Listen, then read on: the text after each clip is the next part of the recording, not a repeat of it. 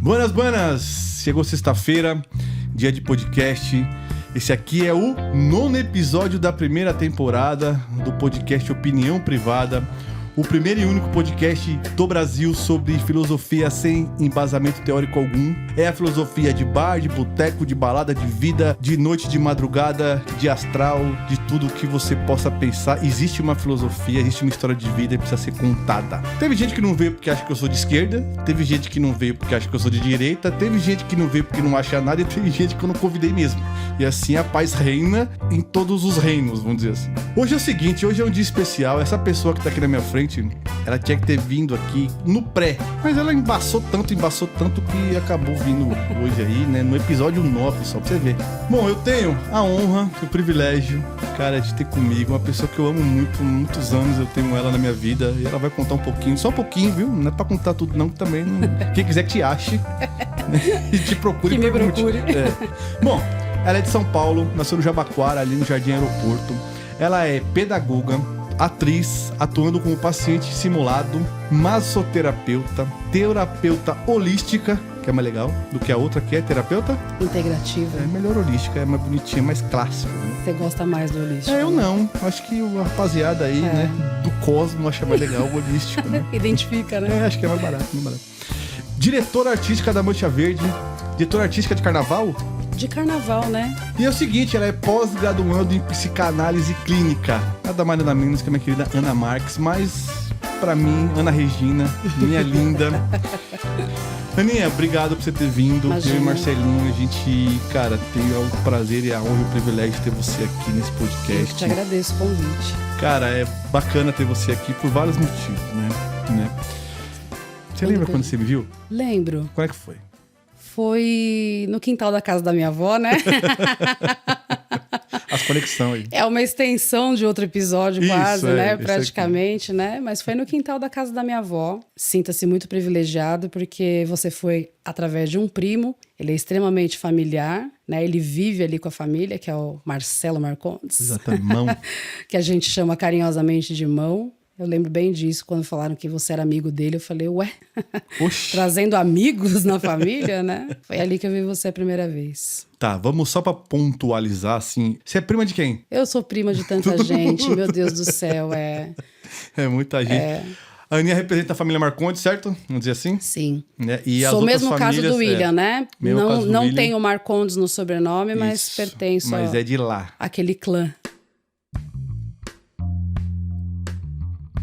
Tá tudo não, só dá uma passada pro pessoal entender mesmo como construir essa Ana que a gente vai conversar hoje. A pedagogia veio junto com a vontade da psicologia, né? Então não tinha curso de psicologia na faculdade que eu passei, e aí eu optei pela pedagogia mesmo. E eu sempre achei que eu tinha um feeling assim para lidar com criança e tudo, um olhar bem diferente para a educação, porque eu acho que todo mundo vai para a educação infantil querendo ser tia das crianças. E eu sou radicalmente contra isso. Eu acho que tem como você ser afetivo dentro da área da educação sem você ultrapassar certos limites que eu acho que são um pouco demais. Para o conceito de educadora, de pedagoga, né? O ser tia dentro da escola, por exemplo, dentro da educação infantil, eu acho bastante delicado, porque você transita entre a questão do ser tia quando você quer, mas não dá afeto quando a criança precisa.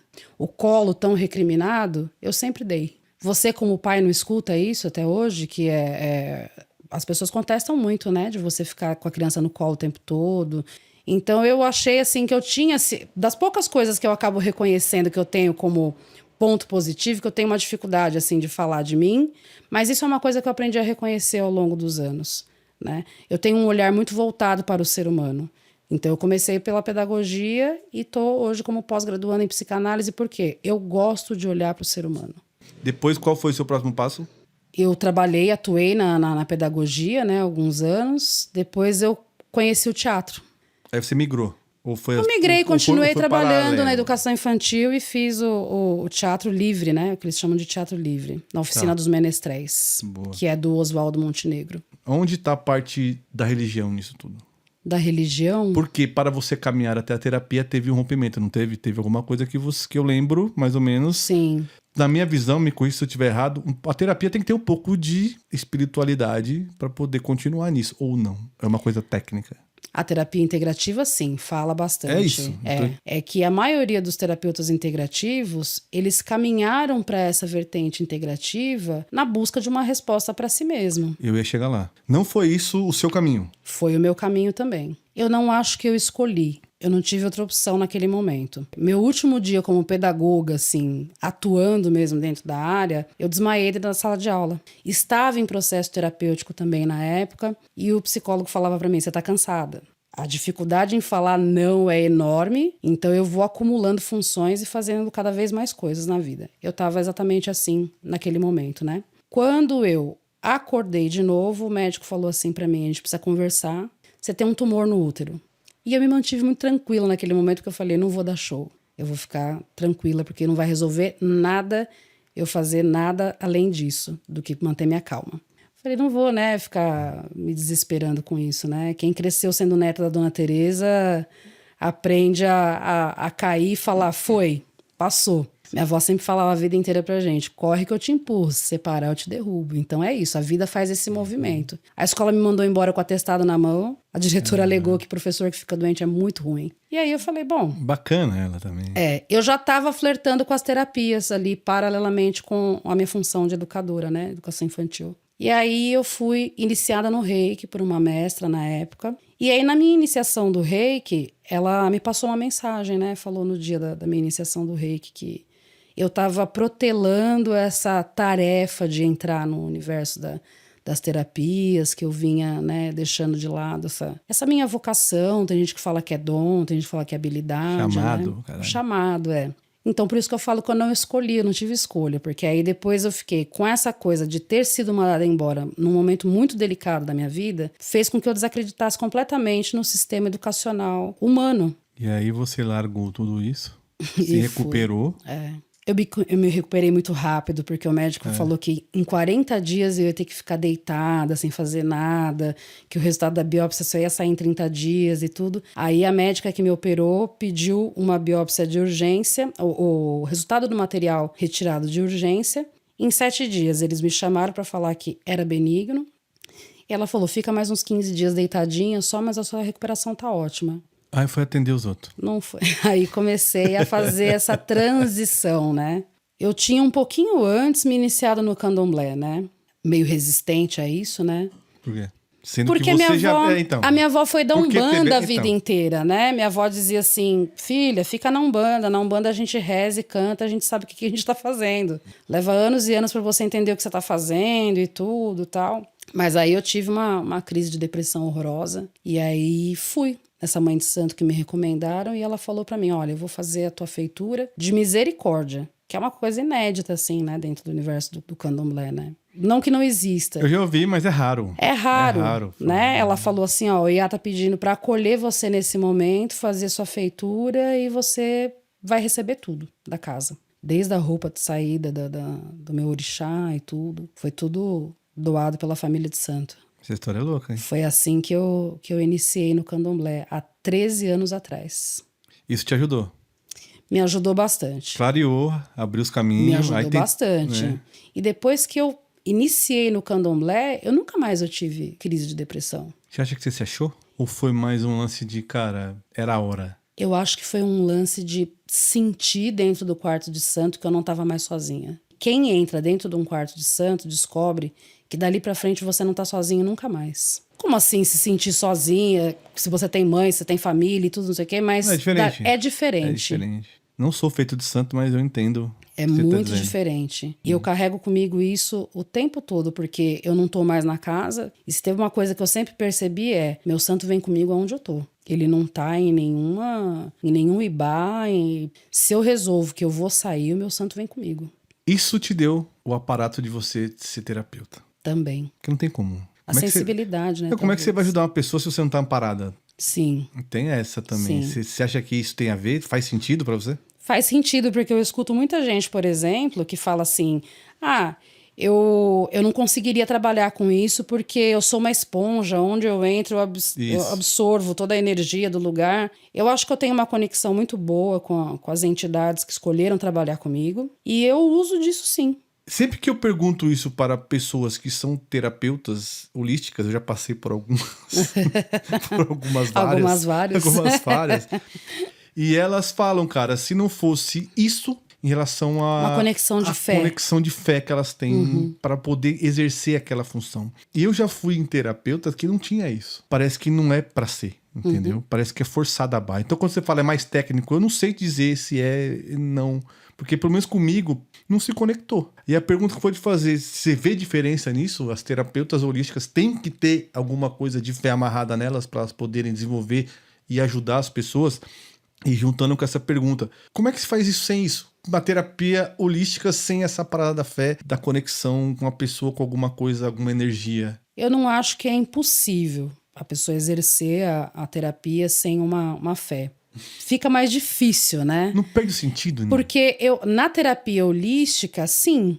Na terapia holística, sim. Porque eu acho que é o que sustenta a gente, né? É o que te mantém confiante, de pé, por exemplo. É a segurança e o respaldo que eu tenho através daqueles pares de trabalho que eu tenho na espiritualidade. É saber que eu não vou ficar carregando o que é teu comigo, porque eu tô ali exercendo uma função de terapeuta.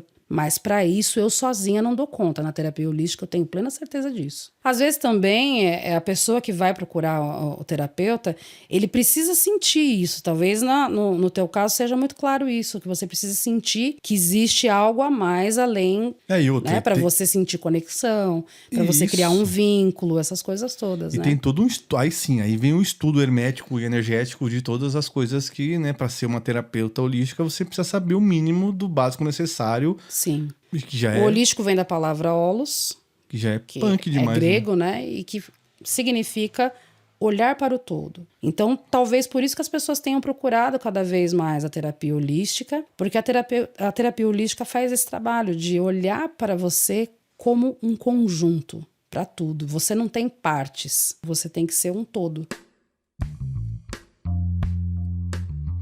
E aí que é o seguinte, é quando isso se torna plural, né?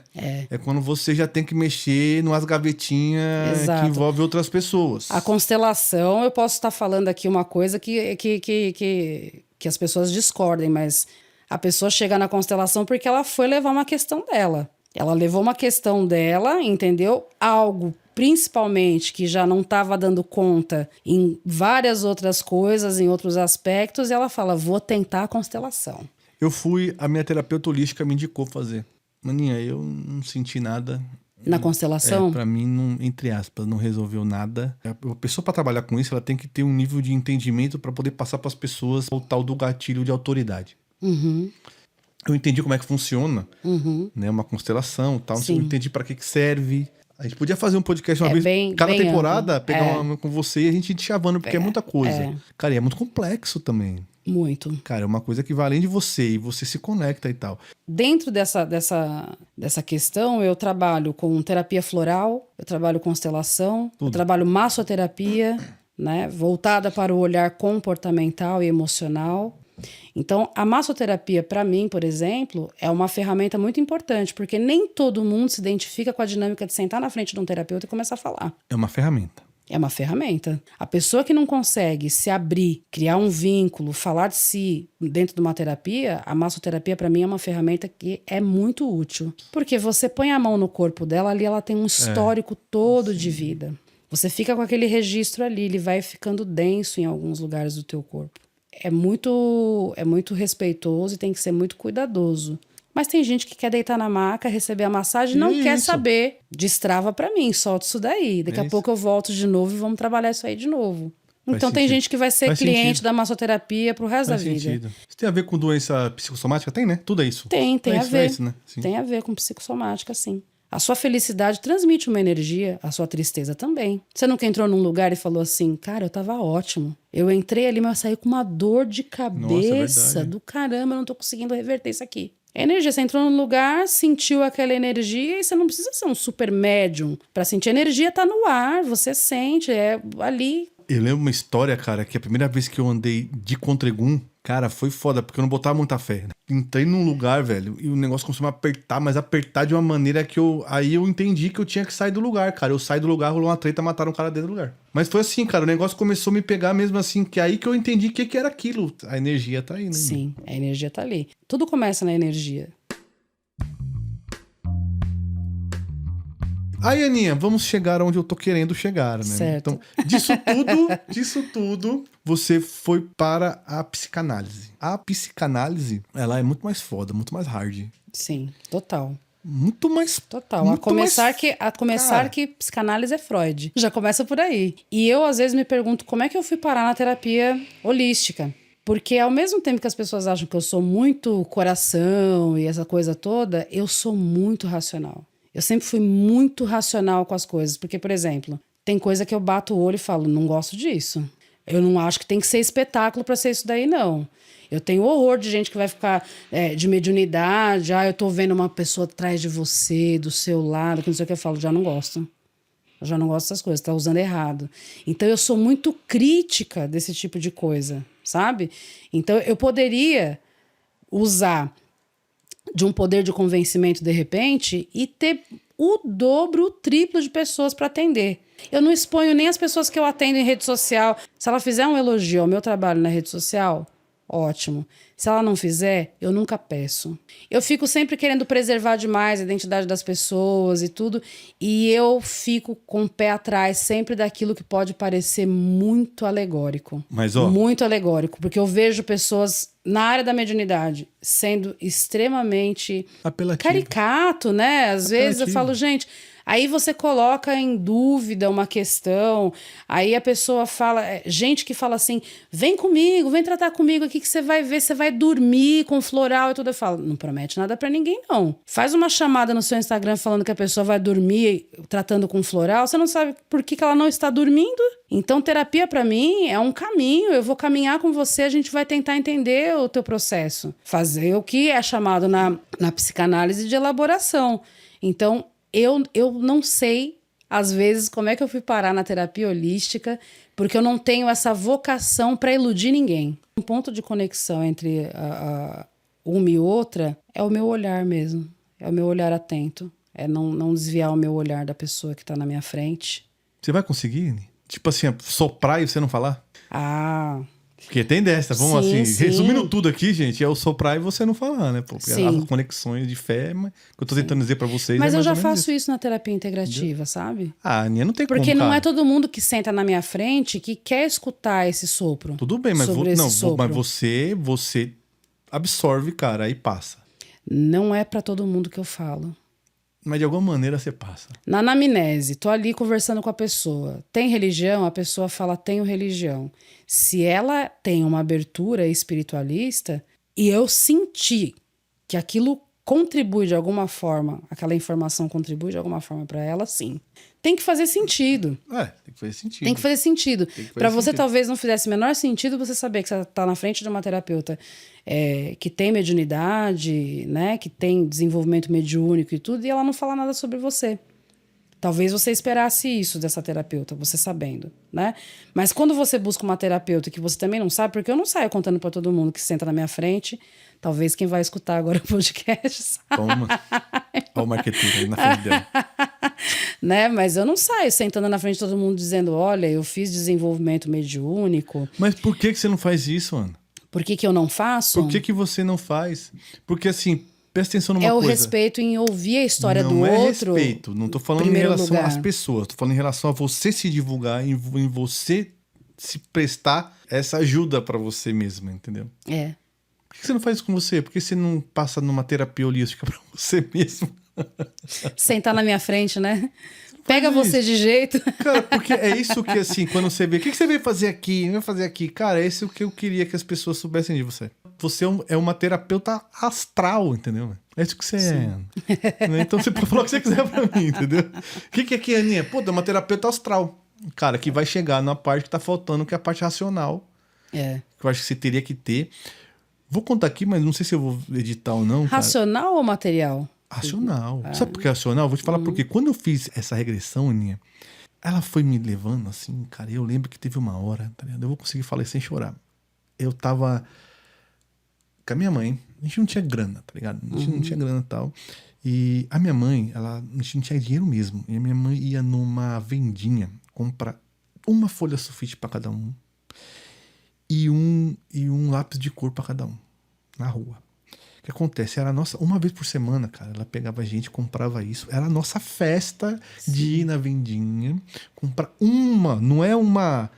Ela, não sei se ela comprava, se ela pedia. Cara, o cara dava uma folha pra cada um, a gente ia pra casa, cara, a gente ficava desenhando. A gente ficava uma semana com a mesma folhinha desenhando e tal. Só que quando eu ia pra casa, eu ficava sozinho, tá ligado? Porque eu tinha um lance do Asperger e tal, do gago e tal. E eu lembro que ela mandou eu voltar nisso. O processo é muito louco, cara. Sim, sim. Ela mandou eu voltar naquilo, ela pegou e eu me vi em cima de mim, assim. E ela falou pra mim, o que você vai falar pra esse menino agora? Vó, você tem uma chance agora de falar, o que você pode falar pra ele pra melhorar a vida dele no futuro? Cara, eu chorava porque assim, eu falei tudo, falei, cara, você é uma pessoa bacana, tá ligado? Vai atrás. Ó, olha como eu tô agora. Mano, caralho, é esse que eu... mexe profundamente com você. Cara, né? eu falei, mano, a hora que eu voltei assim, eu falei, não acredito que eu fiz isso, cara. Sim. O que você vai falar pra você? 30 anos atrás, você se condenou demais, sabe? Você foi um cara que não... Enfim, eu acho que é isso que a parte racional da parada leva, tá ligado? Isso não tem nada de holístico, não tem nada de fé. Isso é foda. Eu acho que uma pessoa chegar até lá, tá? Não sei se ela passou por tudo isso que você passou e tal, pelos processos holísticos até chegar lá. Você vê como a minha conexão é sempre essa? Muito louco. De voltar na origem, pai e mãe? Muito você louco, tá me cara. contando de uma história que conecta você de uma certa forma com a sua mãe, Sim. essa memória, e deu certo, porque talvez não conscientemente, mas num impulso muito mais maternal do que consciente, ela queria criar boas memórias para vocês, num momento onde talvez ela, como adulto ali da situação, achasse que não tinha tantos elementos que pudessem criar isso para vocês. Isso que ele tá falando é a terapeuta. E isso... É a terapeuta? E isso é a sua memória mais forte aí hoje. É a terapeuta que tá falando isso. É. Agora, como é que a Ana... A psicanalista, eu não consigo fechar para você, de dizer para você como é que eu vou atuar como psicanalista, porque eu ainda estou... Falta quanto tempo pra acabar? Só o ano que vem. Sim. Não vou dar tanto tempo Só ano que vem. Não vou dar tanto tempo assim. Eu sempre tive isso, de querer terminar para validar, sabe assim? Eu preciso... Mas faz sentido o que eu tô te perguntando? Faz, total. Esse caminho pra chegar lá? Faz. Cara, porque eu acho que é foda. Você tem que ir até lá pra ver, cara. Acho que aí depois você vai escolher, talvez. Sim. Divulga essa porra. Me contrata, velho. Me contrata. Me contrata que eu... Esse negócio de óleo essencial que virou moda, né? Que o pessoal até fala que eles parecem testemunho de Jeová. Pirâmide, Bate sistema de na pirâmide. porta, Né? e vende e tal. É quente? Como é que é? Você trabalha com isso Eu também? não trabalho com óleo essencial. Porque Mas fala muito bem, né? Eu não trabalho com óleo essencial porque eu acho muito complexo essa questão assim do óleo essencial, né? Tem um documentário pode falar o nome de streaming? Claro. Tem no Netflix que fala sobre cura. E aí tem um episódio que fala só sobre isso, sobre a questão. E durante o episódio eles mostram tanto os prós quanto os contras. Então você vai ter depoimento de pessoas que vão falar que não dormiam e de repente começaram a usar óleo essencial de lavanda e passaram a dormir. E vai ter gente que vai falar assim, eu frequentei reuniões daquela marca mais conhecidíssima de óleo essencial, dizendo que podia tomar, colocar na água, no suco, no café, e deu ruim para mim no meu organismo. E o que é isso aí? Óleo essencial é a extração do Mas óleo. por que tem um lance da Testemunha de Jeová? Porque todo mundo que começa a vender o óleo essencial, te vê e te chama pra uma reunião pra te vender o óleo. Quando você vê, fez tá um aqui, paralelo, ó. mano. Ei, Virou Marcelinho, paralelo. virou quando Fez um você vê, tá paralelo, aqui. você fez a comparação. Esfregando na mão aqui, ó. Cheira aqui. Esfregando na mão. Entendi. Virou mano. meme até, assim. Eu pensei que Testemunha de Jeová fazia esse bagulho aí. Não, virou meme por causa disso, assim. Tem até algumas pessoas que às vezes, tipo assim, a pessoa só sabe falar disso, entendeu? É tipo o Inodeio, caralho. Essas isso coisas. aí. É tipo o Instagram de quem teve filho. Isso. Não é? Só isso. Aí, Mariana. Esse podcast existe porque, na verdade, ele existe porque eu fiquei com medo da minha filha só saber de mim quando eu morresse, tá ligado? Então, Pitica, quando você ouvir isso aqui, você vai estar mais velha que hoje? Mas você não tem medo do que as pessoas possam falar? Porque cada pessoa que você trouxe aqui... Vamos lá. Cada Sabia pessoa... que você ia fazer isso. Sabia, Marcelinho. Chegamos nesse momento. Sabia. Vai lá. Cada pessoa que você trouxe aqui nesse podcast teve um Jorge diferente na vida. Uma fase diferente de Jorge. Então, se você parte da ideia de que o podcast é algo para a sua filha saber sobre você, qual é o recorte de Jorge que você quer exatamente que ela saiba? Vamos entender o contexto aí dessa esfregação na toalha aí quando te faz uma pergunta. Primeira vez, né? Vou tomar aguinha, caralho. Ana Regina. Diga. Vamos lá. Responde. Esse podcast não é pra isso, na verdade. Não é verdade, né? Eu falo brincando, mas isso tem conexão porque eu assisti um filme, cara. Eu assisti um filme chamado Peixe Grande. Depois, essa criatura aqui, ele me chama pra ir num show com ele. Eu venho aqui, vejo tudo isso aqui, eles vão fazer uma coisa junta, e um amigo meu da Dinamarca me liga me dando um esculacho. Eu falei, caralho, eu preciso fazer alguma coisa. Junto com isso, eu tava naquela história. Pô, cadê o Jorginho? Eu falei pra você numa conversa nossa. Também. Eu falei assim, Jorge, eu sonhei que você tava gravando um negócio e tal. Você falou, não é possível, porque um amigo meu falou isso pra mim na semana passada. Então, assim, foi tudo assim, tá ligado? Eu falei, caralho, eu preciso fazer alguma coisa. Por isso que ele gosta da terapia da mensagem. Da mensagem, entendeu? Eu perguntei pra ela, só pra você diz? Não faço não. Não faz nada. Faço nada, nunca faço. Nunca falo. Aí foi assim. Eu falo quando a pessoa dá abertura pra falar. Eu falei então, isso, deixei isso claro. Já tá aberto se a pessoa. Reganhado. Uns 20 anos que eu te conheço. Se a pessoa. Não. Quanto tempo te conheço? Desde 2009. Porra, minha. Diria, né, Jorge? Esse escorpião aí tá fazendo história já faz tempo, né? Aí, Aninha, o que aconteceu na história? Eu falei, cara, eu preciso dar um jeito de me conectar comigo. Sim. Fui pro samba lá, inclusive também tem essa. Fui pra lá e não deu nada. Falei, cara, eu preciso fazer alguma coisa aqui, eu preciso desse Jorginho da noite com esse Jorginho pai. Cara, um belo dia eu fui lá e sonhei também, cara, que, eu precisava... Eu tava em algum lugar falando com as pessoas e eu conseguia trazer todos os Jorginhos pro pai que eu tô aqui. Então, assim, esse podcast, na verdade, é um reino dos sonhos. Isso não existe, né, mano, que eu tô fazendo aqui. Porque, é muita gente de muita coisa diferente, acontecendo muita coisa. Assim, uma coisa... É um sonho. Como ouvinte... É um sonho. A sensação que eu tenho é isso. Que é uma mentira, talvez. Assim, que você... Não é que é uma mentira, não. Mas é que, assim, são trechos diferentes, né? Da mesma vida. Exato. Da mesma história. Então, assim, cara, é muito louco. Você Seria vai ver... isso uma conexão com as passagens dos orixás, né? Pode ser também. Como a gente fala, né? Pode ser também, tem muita coisa que eu acho que a única coisa que fez sentido pra eu entender dentro do candomblé, essa questão do... Se pergunta muito, né? Ah, você é de que santo? É.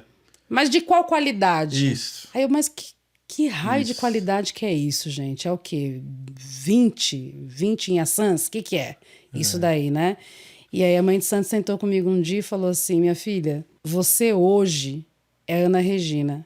Quando você nasceu, você já era. A única diferença é que os momentos mais marcantes da sua vida destacam um período e contam uma história. E o que eu tô fazendo aqui, voltando só pra conectar tudo junto, cara, essa vida que eu levei, ela, não foi qualquer vida, entendeu? Sim. E as pessoas que estão aqui também não são qualquer pessoas.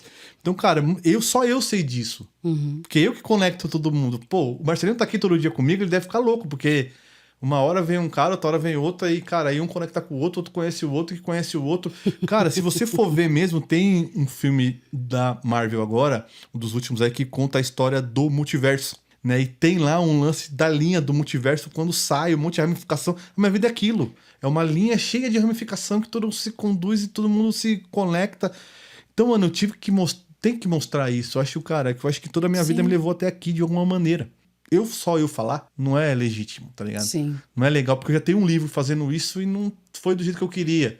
Não chegou lá. Então eu já tentei muita coisa. Música, arte, tocar e tudo mais, cara. Só que eu acho que é um retrato de uma vida que acho que poucas pessoas levaram. Cara, foi muita coisa. Eu sou sempre o mesmo Jorginho, talvez com qualidades diferentes, com tempos diferentes, mas, cara, tudo se conecta. Passagens diferentes. Então, assim, esse podcast, na verdade, é o que eu falo pra todo mundo, celebra conexões. Sim. E cara, você tem que conhecer fulano de tal. E é muito louco isso, né, Jorge? Você parar pra pensar que tem uma diversidade muito grande de pessoas que vieram aqui nessa... Pessoas, culturas, religiões. Tudo isso. Tudo, cara. É um caldeirão. E aí, o que é que conecta, na verdade? A tua presença. Ou seja, você andou tudo isso, você fez esse rolê todo na sua vida, né? Tudo. E você vai ver que tem muita gente, mas até chegar uma hora que eu espero de trazer gente que eu não conheça. Nessa sua terapia holística, não sei o quê, como é que entra o lance da maconha? Usar a cannabis como ferramenta? Como ferramenta? Não? Não. Alguém já te falou isso? Já tá conversando? Já teve gente que me perguntou se, por eu ser terapeuta floral, eu pretendo, por exemplo, incluir a cannabis como uma prescrição, uma recomendação e tudo, por ser também do mesmo princípio de uma planta, né? Igual os florais são, que é sempre de plantas e flores. Mas aqui no Brasil, me parece, até onde eu tenho lido e acompanhado e tudo, que só quem vai conseguir prescrever a cannabis são psiquiatras. Vai ficar ali na área médica mesmo. Entendeu? Entendi. Por conta de questões neurológicas e essas coisas mais profundas. Então, o psiquiatra que está autorizado a fazer a prescrição da cannabis no momento e, pelo que eu percebo, eu acho que vai permanecer assim. Mas não existe uma discussão disso dentro da comunidade holística? De usar a cannabis para tratamentos e tal, para ansiedade, essas paradas? Não? Existe. Existe, né? Uma conversa, pelo menos, existe. Existe sim. A gente escuta falar de pessoas que já estão usando, né? Pra caralho. Por exemplo, a gente tem conhecimento de uma pessoa ou outra que usa. Por exemplo, eu tenho uma amiga que ela trabalhou com questão terapêutica com um filho que tem TDAH a vida inteira, sem sucesso, o menino num desfoque total, desconcentradíssimo, na escola com fama de mundo da lua, você entendeu? De não prestar atenção em nada. E aí, agora que foi liberado o uso da cannabis com prescrição médica, sim, ele faz o uso e ela fala que foi a melhor coisa que ela fez da vida. Que loucura. O Yuka usava. O Yuka parou de tomar morfina um tempo lá pra poder tem essa questão, tem esse caso desse garoto que tem TDAH. Eu vi na televisão outro dia mostrando o uso da cannabis para uma criança que faz fisioterapia para recuperar os movimentos por conta de uma paralisia, essas coisas assim, e que ele ajuda bastante, né, o trabalho dos fisioterapeutas e tudo. Por isso que eu falo para você que eu acho que não vai sair do campo de atuação dos médicos, porque envolve a questão neural, né? Precisa de uma profundidade médica mesmo acerca disso. Vai além do universo holístico, né? Tá, pegando aí nesse lance de droga aí, como é que você vê o lance do crack em relação à sua terapia, cara? Você acha que você consegue tirar alguém de lá? Não. Mesmo usando tudo... Não. Eu não acho que esse tipo de situação seja para você tratar de forma espiritual e puramente holístico. É uma coisa muito maior para você achar que uma coisa só dá conta disso, sabe?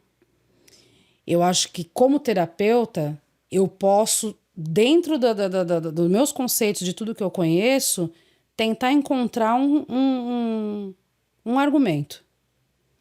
E aí, dependendo de que forma que eu vou olhar, eu vou encontrar um caminho diferente. Mas em termos de tratamento, eu não acho que uma coisa só seja suficiente. Não tem história disso? História com nada de um viciado e tal? Deve ter, eu não conheço. Eu não conheço ninguém, assim, pessoalmente, que tenha falado, olha, eu tava, né, no mundo da droga, tudo, e saí por conta de um tratamento holístico, eu não conheço. Estamos aí, 1900 e 2023, certo? Novo milênio. Né? Como é que você vê o povo que procura você? O meu público? Pode ser o seu. O meu público tem um perfil, assim, muito majoritariamente de quem quer olhar para frente, caminhar para frente, mas buscando alguma coisa lá atrás ainda. É um público letrado nisso aí, não? Na terapia? A pessoa vai sabendo? Sim. Eu atraio gente que estuda muito sobre a temática. Por que ela escolhe você e não o Marcelinho? Marcelinho holístico. Não, se você fosse holístico. Marcelinho holístico. Eu acho que eles teriam que responder essa pergunta, né? Vai lá. Por eles. Vai lá, vamos fazer o marcha aí. Marketing pessoal. Porque uma pessoa escolhe você, uma pessoa que tá letrada nisso, Não atendi até hoje ninguém que fosse 100% leigo na terapia holística. As pessoas procuram saber. Elas chegam em mim ali já tendo jogado tarô em algum lugar, já como passaram... é que você e como é que você convence ela a ficar com você? Eu acho que é isso, Jorge. Eu não parto desse princípio de convencer ninguém. O que eu posso oferecer para você é o meu comprometimento, é o meu trabalho. Tá. Quem se identifica, fica. Tá, então, quem não se identifica vai buscar aquilo que ela sente afinidade. Quando que dá errado? Quando é que uma pessoa para de... Você já teve algum caso de dar ruim, assim? Pô, esse cara não gosta de mim, mas é porque eu tratei com ele lá e deu ruim. Eu acho que uma vez só. Uma vez só que eu senti que ficou uma coisa muito estranha, assim, no ar. Mas porque a pessoa veio com uma expectativa de algo que eu já deixei claro logo de início que eu não ia entregar. A expectativa tem a ver, essa palavra é boa. Sempre tem expectativa. Ela trouxe uma expectativa de que... E eu fui falando o tempo todo que eu não me coloco dessa forma na terapia. Eu não vou adivinhar nada da sua vida, eu não vou... Mas ela queria isso, né? E aí ela foi me testando de várias formas, assim, até eu chegar a falar claramente para ela, não tenho o que você está procurando. Você está querendo alguém que responda para você sobre as coisas da sua vida das quais você não quer pensar sobre. Eu não me coloco nesse lugar, não vou me permitir fazer esse lugar na sua vida de dar respostas para você, porque as respostas estão dentro de você. Ache você clichê ou não essa questão, a resposta está aí dentro de você. Eu não tenho como responder para você as perguntas que você me faz.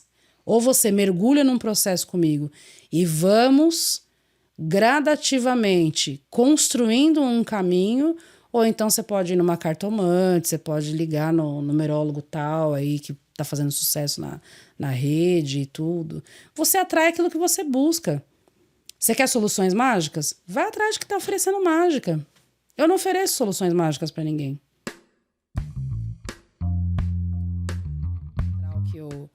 Que eu participei. Então vamos lá, como é que você chegou na Mancha? Como é que eu cheguei? Eu fui convidada por um amigo que fazia o Teatro Menestréis comigo, né? O Rafael. E aí ele foi convidado a coreografar um núcleo de pessoas para estar em cima de um carro alegórico. Em 2010. E aí, quando foi no ano de 2011, ele me chamou para desfilar. Ele falou, vamos lá comigo no carro, tem que ensaiar de domingo, coreografia em cima do carro alegórico, e eu fui. E aí, em pouco tempo, o Rafael percebeu essa minha vontade de organizar. Eu tenho um espírito organizador que é... Sei como é que Talvez seja toque, mas... Sei como é Talvez... difícil, cara. Talvez seja toque, mas deu bom por bastante tempo. Olha, difícil. Porque essa coisa de organizado, vamos além, peraí, planilhas e tudo, né? Vamos organizar, vamos fazer, né, uma galerinha legal, vamos batalhar nisso daí. E aí o Rafael me colocou para ser assistente dele ali. Parênteses, o carnaval é pra você como a sua família é, que nem o William contou aqui? Ou não aderiu? O carnaval pra mim? O carnaval pra mim, eu acho que... Tem todo aquele peso da família também? Sim, com certeza. Tá. Com certeza.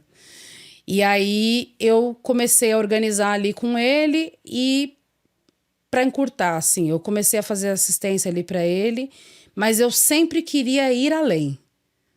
Podemos agregar mais, a gente pode ir mais além, a gente pode colocar mais gente, a gente pode batalhar para de um carro alegórico ser 2, fazer 2 núcleos, e ir crescendo, né? E ir crescendo na coisa. E aí foi crescendo, eu sei que de 20 e poucas pessoas que começaram ali, quando eu era somente integrante, depois eu comecei a fazer a coordenação, e aí, num dado momento... A gente começou a divergir um pouco de ideias ali, eu e ele, né? Não era um estranhamento entre eu e ele, mas foi necessário, eu vejo hoje, assim, como naquele momento que tivesse essa divisão. E essa divisão tem um marco, assim, muito, muito específico. A chegada do Jorge Freitas na escola de samba abriu totalmente... Que é o carnavalesco. que foi o carnavalesco que trouxe o nosso título em 2019. Explica aí, vamos contextualizar. Né? Aí, quando o Jorge Freitas chegou na escola, na Mancha Verde, a porta praticamente que escancarou para eu trabalhar do jeito que eu sempre quis trabalhar. Né? Então, aí o meu trabalho passou a ser... Você era diretora? A parte, não. Eu ainda estava como coordenadora do elenco que vinha em cima do carro. Não tinha nem nome. Que respondia para qual nota? Qual o quesito? Não tem um quesito mas específico. ninguém Nós estamos... julgava, não? A gente está dentro de todos os quesitos, né? Na verdade. Porque você coreografar em cima de um carro alegórico, você tem a responsabilidade de ter que estar em acordo com harmonia, com alegoria, com fantasia, com tudo. Com tudo. Então, a gente não tem uma nota que é atribuída ao grupo especificamente, mas a gente faz parte de todos os quesitos, de uma certa forma, né? Então, ali com a chegada do Jorge, eu comecei a trabalhar com a filha dele, né? Com a Tayana, fazendo também o mesmo trabalho que eu fazia com o Rafael, com a Tayana, de assistência. E aí, o Jorge começou a dar aquela corda, assim, porque ele tem esse olhar muito artístico e teatral para o carnaval.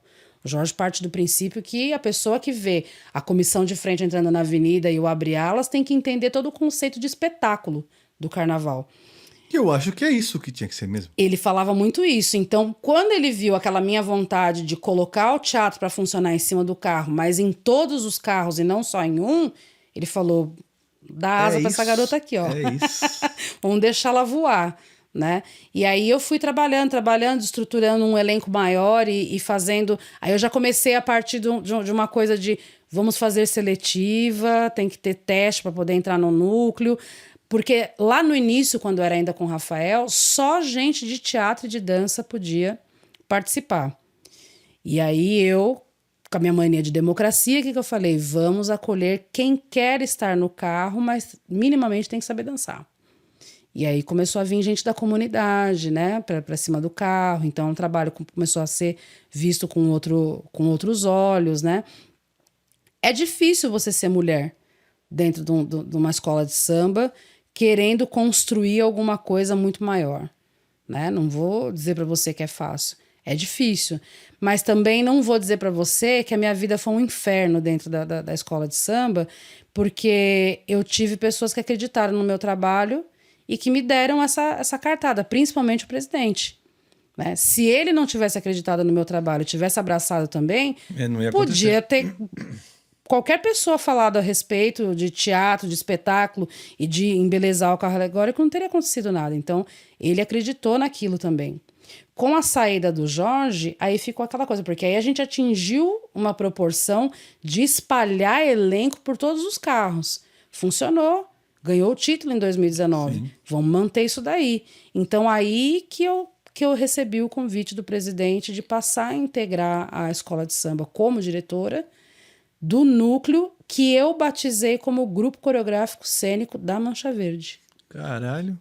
Então, o núcleo que lá no comecinho começou com 20, 23 pessoas, a gente encerrou o carnaval agora. E o carnaval, inclusive, que eu encerrei também... Né? Me aposentei com 250 pessoas em cima de um carro alegórico. Né? 250 pessoas em cima do carro alegórico, 4 coreógrafos, né? Coordenando ali e tudo. Então, esse foi o trabalho que eu realizei. Eu sinto que foi um trabalho assim, que me deu muito prazer, me trouxe muita satisfação, mas não só porque eu tenho um olhar de carnaval baseado puramente só na minha família. Né? Não foi uma realização. Eu acho que foi um resgate, um trabalho de cura, inclusive. Porque meu pai morreu na semana do carnaval. O meu pai foi assassinado na semana do carnaval. Meu pai morreu dentro do São Paulo Chique, na semana do carnaval. A minha avó e as minhas tias ficaram num trauma tremendo de carnaval por um bom tempo. Que ano foi isso? Minha avó não ia mais para assistir carnaval em 1980 e... São Paulo Chique era isso aí. Essa época aí, eu tava com 3 anos de idade. A minha avó não ia mais assistir carnaval, pegou um ranço de carnaval, obviamente, né? Não ia mais. Então, e eu desde pequena, antes mesmo de conviver com a família do meu pai e tudo, assim, de forma mais frequente e tudo, eu tinha uma energia que me chamava para o carnaval. Então, quando eu recebi o convite para ir para Mancha Verde, no começo, muito inconscientemente, eu estava indo trilhar um caminho. Então, hoje, quando eu encerro o meu trabalho na Mancha Verde, eu tenho a plena sensação de que eu fui além. Tem uma frase de cura na constelação familiar que fala: eu sou a chance viva dos meus ancestrais de mais além. Então, isso eu fiz pelo meu pai. O meu pai foi interrompido com 32 anos de idade, na semana do carnaval, que era uma coisa que ele amava de paixão. Você conhece minha família, você sabe que o carnaval move as pessoas ali dentro de forma assim muito forte, muito pontual. Então, ele foi tirado da vida, ele foi tirado da família dele, e na semana do carnaval ali, né? Foi muito emblemático. Então, todas as vezes que eu entrei na avenida, eu entrei muito emocionada na avenida, porque eu sentia como se eu estivesse dizendo para ele: nós vamos trilhar esse caminho aqui juntos. Você ficou lá atrás, mas eu sou a chance de você entrar na avenida muito mais vezes daqui para frente. Então, todo o trabalho que eu fiz dentro da Mancha, eu senti que eu estava honrando o nome do meu pai, que ficou lá para trás. Então, criei esse grupo. O meu pai desfilava no camisa verde e branco em ala eles chamavam de passo marcado na época. Então, o fundamento da família com o pessoal ali do Cruz da Esperança, né? O fundamento da família deles é o passo marcado. Então, exatamente. Então, meu pai fazia isso. Todo mundo ali passou pelo passo marcado. Quando a minha avó viu que era exatamente isso que eu estava fazendo na Mancha Verde, ela falou: a fruta realmente não cai longe do pé, né? Ver minha avó na arquibancada assistindo um ensaio técnico da Mancha Verde foi uma das maiores emoções que eu vivi na minha vida. Primeiro, porque a minha avó já não tinha mais aquela graça pelo carnaval. Segundo, porque não era a escola da família. A escola da família é o Vai-Vai. Eu estava na Mancha Verde, numa escola oriunda de time de futebol. Né? Então, quando a minha avó foi, para mim foi muito emocionante. Assim, eu me senti cumprindo mesmo uma tarefa, um trabalho de cura mesmo, que foi meu. E eu sei que também foi para ela, de uma certa forma, né? Olhar de lá de cima e me ver fazendo aquilo que meu pai fez durante muito tempo, né? Quantos títulos? 2 títulos. Vice-campeonatos. Que beleza. E alguns anos aí entre as 5 primeiras na... Quanto tempo você ficou fazendo isso? 12 anos. Que beleza. 12 anos.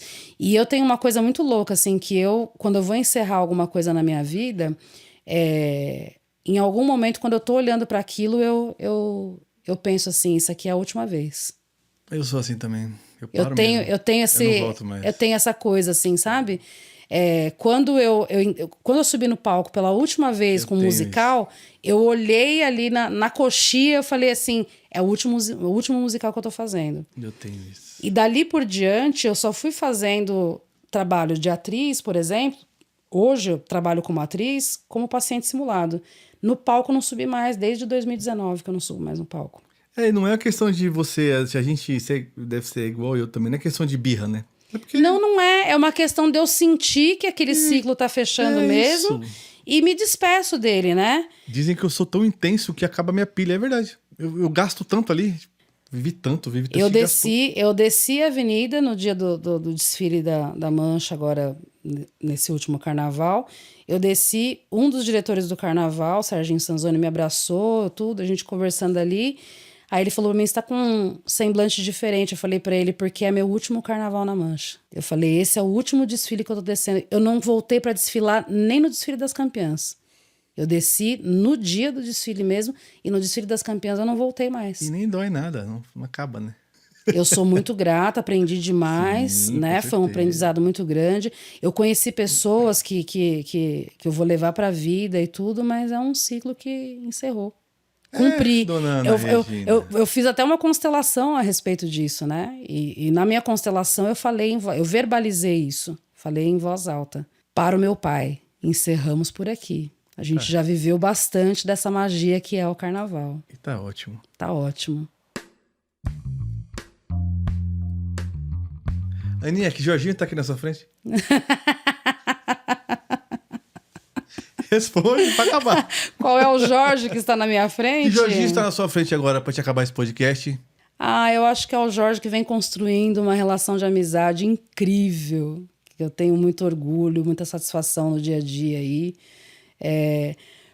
Me buscando, às vezes, como opinião terapêutica, mas fazendo uma função também muito terapêutica na minha vida, porque a gente tem toda a liberdade e honestidade de falar de qualquer forma. Se tem uma coisa que eu admiro muito em você, e eu sempre vou dizer isso, é a capacidade de você falar a verdade, ainda que aquela verdade vá doer. É isso, Você tem uma coisa que eu aprendi a valorizar muito ao longo desses anos todos, foi uma vez que você sentou na minha frente e falou assim pra mim: eu não vou mentir e isso vai ser o ponto alto da nossa relação. Porque cada verdade é uma punhalada, mas depois você vem com a sensação do graças a Deus que pelo menos eu sei a verdade. Pelo menos foi pela verdade. Dali não vai sair mentira. Foi pela verdade. E a verdade é justa, né? E é ela que sustenta, né? A base dessa amizade, né? Dessa relação. Xangô, né, gata? Marcelinho, tu tem alguma coisa pra perguntar pra nossa terapeuta aí? Você quer falar sobre sua crise gástrica aí? É agora. Falou do óleo essencial já, né? Eu já falei do óleo essencial e o gástrico é chá de boldo. Isso. Vou providenciar essa semana. Vai tomar um chazinho de boldo, né? Mais uma recomendação já faz agora aí. Parar de comer doce. Putz, doce me mata, velho. Tá bem, tá bem. Que bom, Marcelinho. Vamos terminar esse podcast mandando vibrações positivas pro Marcelinho se recuperar. Terapeutas reikianos, meus amigos, por favor, coloca o nome do Marcelinho aí no tratamento.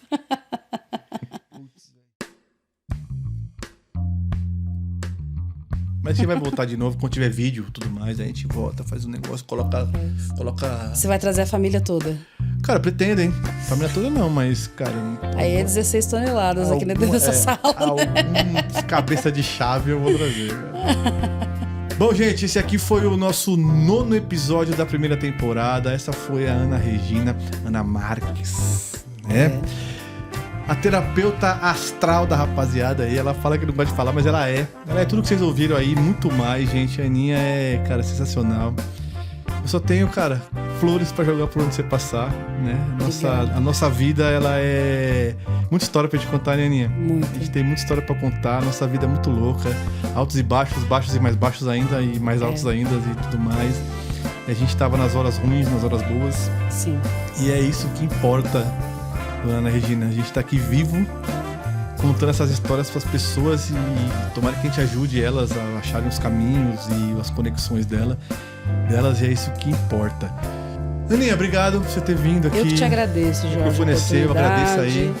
De me escutar, foi um prazerzão estar aqui, viu? Era isso que você veio fazer aqui, Aninha? Tá tudo bem agora? Tá tudo certo, tudo né? O William, querido, sobreviveu. Primo, tá tudo bem. É isso aí, gente. Semana que vem tem mais um convidado, mais uma história, mais uma vida a ser contada. Você que tá escutando a gente até agora, muito obrigado. Não deixe de seguir a gente, comentar, qualificar. Tem Instagram. A gente também agora tá começando a colocar os áudios no YouTube também. Você pode ouvir por lá. Se você não tem Spotify ou não gosta, também pode ouvir por lá também. E é isso. Mais um. Certo, Aninha? Certo. Certo, Marcelinho? Certo. Então é isso aí. Abraço.